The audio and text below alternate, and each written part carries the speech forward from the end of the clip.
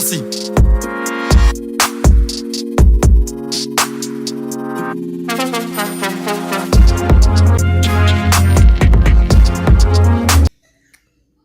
Partir en Tunisie pour aller traverser la Méditerranée,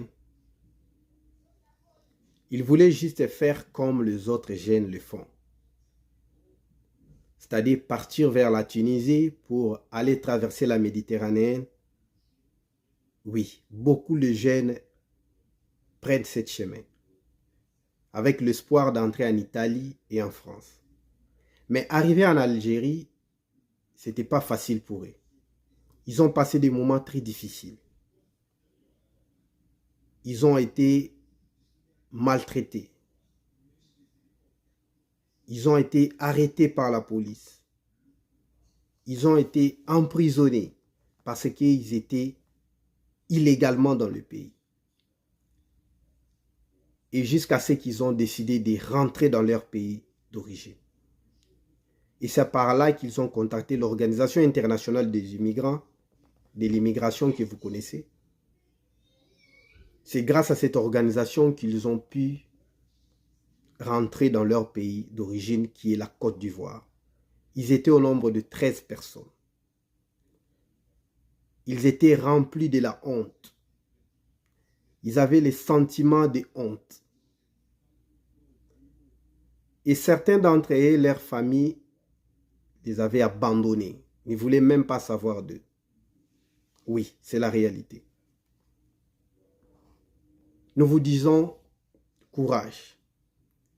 C'est pour ça que nous voulons dire à tous ceux-là qui veulent prendre la route ou voyager dans un pays, vous devez examiner très bien la procédure de votre voyage.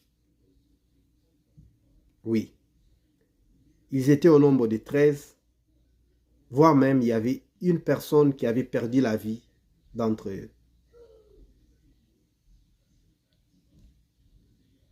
Nous devons savoir les réalités du pays dont nous voulons aller, ou les réalités du procédure de voyage dont nous voulons faire. Prenons l'exemple du Canada. Aujourd'hui, avant d'aller au Canada, vous devez connaître les réalités parce que le Canada a ouvert grandement ses portes à tout le monde. Les touristes, les étudiants, le businessman, ceux-là qui veulent aller ouvrir une entreprise au Canada, le Canada a ouvert ses portes à tout le monde. Beaucoup de gens ont voyagé vers le Canada. Oui.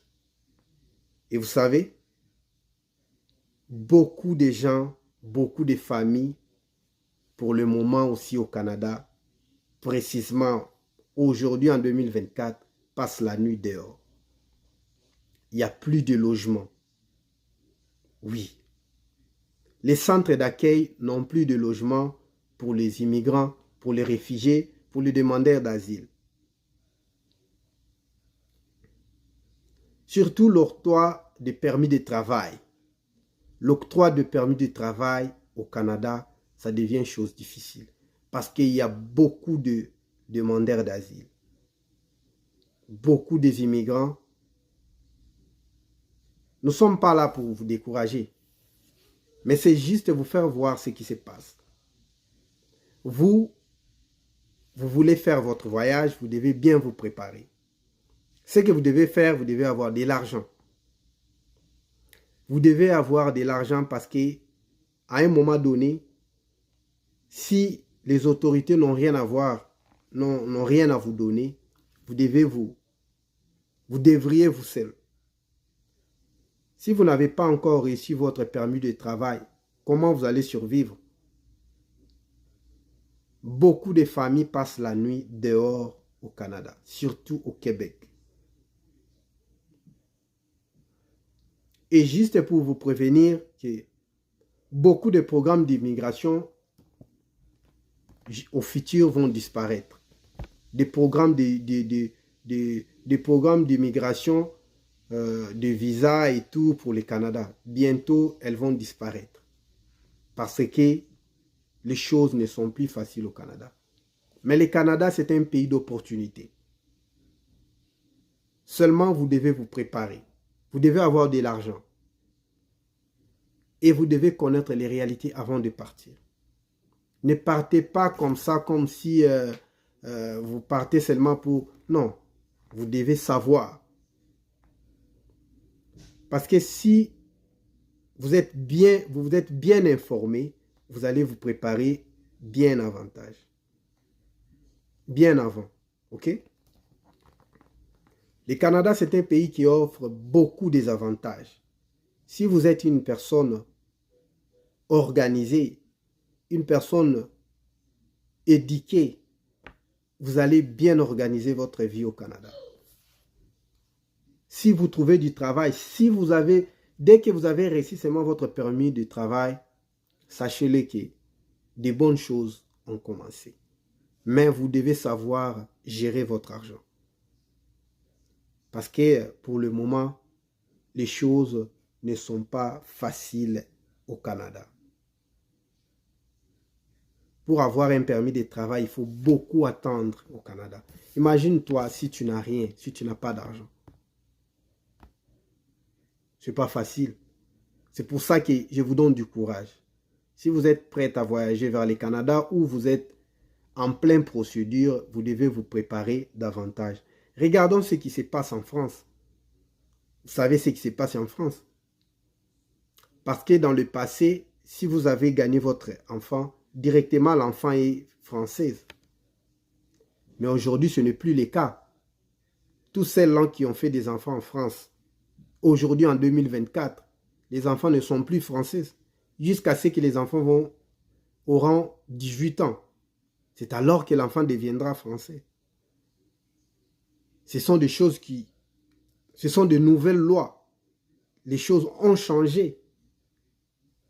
Alors dites-moi si vous partez en France dans l'espoir que votre enfant, je vais gagner mon bébé en France, il sera directement français. Ok? Cela prouve que beaucoup de pays aussi vont suivre l'exemple de la France. Regardons ce qui se passe au Royaume-Uni. Tous ceux-là qui ont entré en Angleterre illégalement, l'Angleterre a signé un contrat avec le Rwanda. Ils doivent tous aller en Rwanda. Ce n'est pas chose facile. Ce n'est pas du tout bon. Vous avez dépensé votre argent, vous avez pris le visa, vous avez acheté le billet pour aller commencer à vivre en Angleterre. Maintenant, vous allez vous retrouver au Rwanda.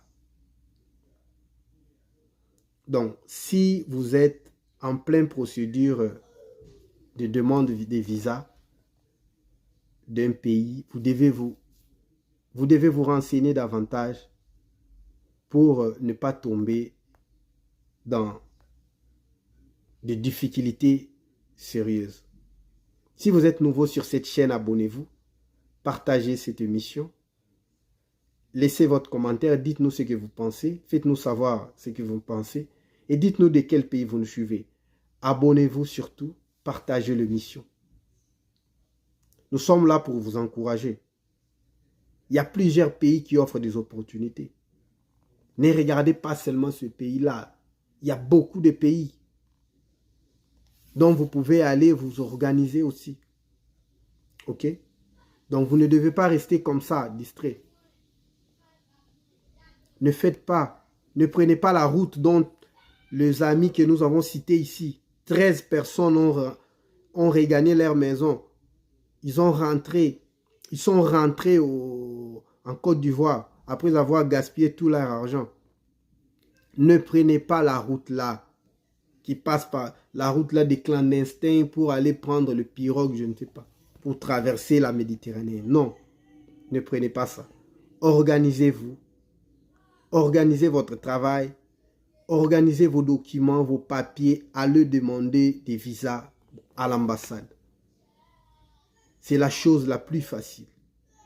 Je sais que c'est dur. Je sais que ce n'est pas facile. Mais ce n'est pas impossible. L'impossible n'est pas humain.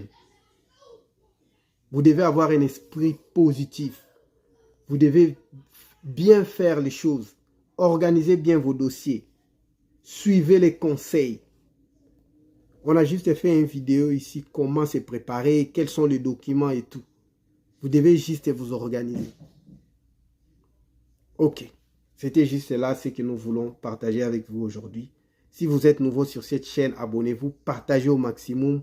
Laissez votre commentaire, faites-nous savoir ce que vous pensez. Que la paix du grand Dieu soit avec vous. Peace and love.